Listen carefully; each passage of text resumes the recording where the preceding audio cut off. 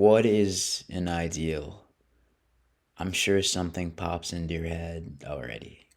Perfection. Whether on a small scale, say having the perfect date, or on a more major scope, like the quest for world peace. We all know that these perfect idealized outcomes are not likely to occur because, well, shit happens. But is there purpose behind having these ideals? Do they help?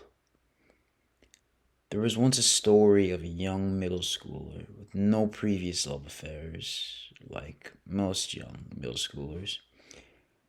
But one night he watched a Hollywood movie, where a boy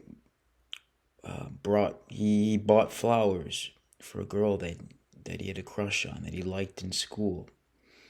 And he brought the girl the flowers. And when she saw him, the roses, her eyes lit up. She ran in for a hug. Some imaginary rain fell, love falling with it, soaking them up in some magic spark. He went to school the next day and he saw the girl he had been crushing on. I'll bring her flowers, he thought. It was a brilliant idea after all. It brings showers of love and happiness. So the next day, the boy went to the flower shop and he thought he looked all over and he bought the freshest flowers he could find, bright red and a sniffle of something hopeful. He was nervous, but as he saw in the movie, everything would work out. That's how it went in the movie. That's how it had to be. Yet the next day, when lunchtime came and he brought the flowers over to the girl's table, a table full of all her friends, all girls themselves, her face turned red. Then did his. Then he heard the giggles, then the looks of judgment he saw. His heart sank with those hopeful flowers as they fell across the floor. And holding tears back, he scampered away to the bathroom, holding in what hurt so bad. And he sat on the toilet and he said to himself, they lied to me. Love, love doesn't exist. It's a big fat lie. It doesn't exist, and I'm a fool for believing in it. It doesn't exist. And he sat there for some time, repeating it over and over again.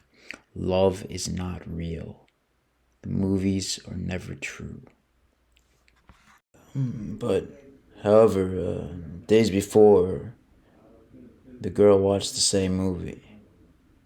The moment of the gift of flowers, they gave her the butterflies, and she flew like the boy, towards what love is, something perfect that the universe lets you fall into. The words spoken aren't structured, they're smooth, they sound right, and the perfect reply comes without thought, and the perfect outcome comes without any awkward steps or shakes of courage. When the boy brought her flowers, her face turned red. They turned red like roses because she felt herself in the romantic scene they both had watched. But then she heard the giggles and the other kids pointing with their little snickers behind their smirks. And when she looked around at the other girls at the table, they laughed too. So she laughed, as middle schoolers do. But later, after lunch, sitting in math class or biology or whatever they teach these days, she thought about the boy. He wasn't the movie character oozing of coolness. He was just a boy. He was just a boy trying to do something to wow her, and that made her feel weird at first, then flattered, then weird all over again. It wasn't how it was supposed to go, yet that's how it went. And as she sat in class, she thought to herself, why did I laugh? I wanted those flowers. Maybe not so clumsily or confident as so smooth in the love scenes, but she wanted those flowers, and she thought it was just a movie. It was just a stupid movie. And I'm stupid for believing whatever it says love should be. Hell, she was a middle schooler. What should she know about love? But she knew she liked the boy, and all throughout class, all she could continue to think about was, this isn't a movie. This isn't a stupid movie. So the next day, the two passed each other in the hallway. Coincidentally, the hall was empty, sort of like a love scene, but the screenwriter must have taken a vacation because there was no build-up, words said, not even through silence. However, there was a feeling. The boy felt shame, and the girl felt the same, but some stronger emotion broke through all that. Again, the boy's face turned red, and the girl's too. But he stopped, and he gave her, at first, a skittish little glance. But then she stopped too, doing the same. And their eyes darted, their heads thinking for something to say, something right, something perfect.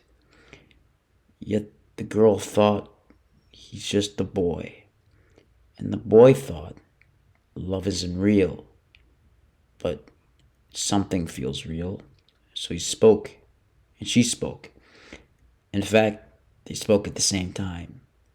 Awkward as ever. But he let her speak first. And she said, I like that you brought me roses yesterday. And he said, you did? And then she said, yeah, but why? And he said, well, because I saw it in a movie. And the two burst out laughing like wild dogs down the hallway. And they lived happily ever after. Well, not really. They dated as middle schoolers for a couple weeks, broke up, and didn't talk much through the rest of their time spent through the school years. Sounds sad, but reality can often be that way, and they sure learned that. So, was idealism evil? Was leading them on some love quest that was unfit for reality? Was that an evil? If it existed, would they have ever tried to go after something that seemed so perfect, only to realize the strangeness of love and the supposed bees of what should be love? If it weren't for the ideal, would they have even spent 2 happy weeks holding hands together?